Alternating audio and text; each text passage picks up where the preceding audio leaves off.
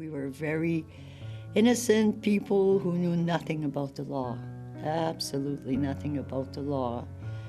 Very little information was given to us. We had to call to find out when court, which courtroom. Not too many bothered calling us. My name is Laurie Alphonse, and I am from the Disabled Women's Network. My name is Teresa McQuaig. I am the grandmother of Sylvain Leduc, who was kidnapped along with 3 other youths in 1995. There was 12 people involved in these crimes. Many of them took turns beating him to death.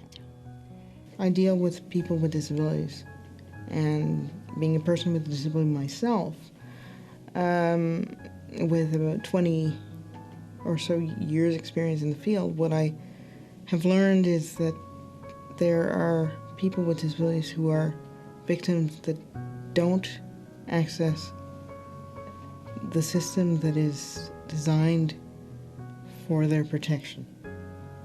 They're reluctant to trust in a system that they feel that doesn't recognize their needs. And that happens for a variety of reasons, but mostly because they feel that they won't be believed, because there's always a feeling that I'm a person with a disability and nobody's going to believe me. Equality, there's no such thing right now for victims. During that first bail hearing, I was stunned to learn the evidence that police had not shared with us at all. We did not know how our child had died, what had happened to the other victims. It was all kept a big secret. We were not told that a deal had been made. We were told after the fact. If somebody asks for an accommodation, you need knowledge about how to get accommodations and how to make sure that they're provided, and people need time. Things are never put into a plain language context in that for people with intellectual disabilities, if you give them a legal form and say, well, this is what's happening, they're going to look at it and say, I don't understand. Please explain it to me.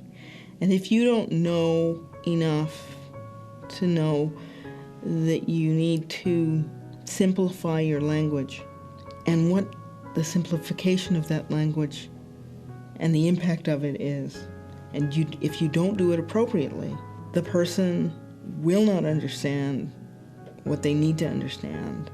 What is needed is for a victim to be treated with dignity in the courtroom, most especially. Be advised of their rights. That's not much to ask for. We're only asking for what is fair. An accused is allowed to a speedy trial. And if he doesn't get it on time, a judge can just dismiss the whole case. Yes, but you as a victim are sitting in that courtroom and they'll say, oh, court's been remanded for 6 months from now. Or court, oh, we're into our 6 month, oh, now we need another 2-month break, another 2-month break. The accused can get his lawyer to push the case back, as long as they want to play their game. We, victims, are not allowed a speedy trial. It was never explained to us that a victim impact statement follows the accused to the jail, in his file. Victims are not told this. So I was quite surprised, because we did write victim impact statement. And later on, when I attended the parole hearing, I was quite surprised to hear my letter being read. Wow, it actually followed the accused. Well, victims aren't told that, and so many don't bother with a victim impact statement. We were not told also that we had to register with the parole board in order to be informed where the accused is today, like which jail they're at, what they're doing. I think we've forgotten people who have been victimized if we don't deal with them and deal with them appropriately, they will not have the capacity to become whole again.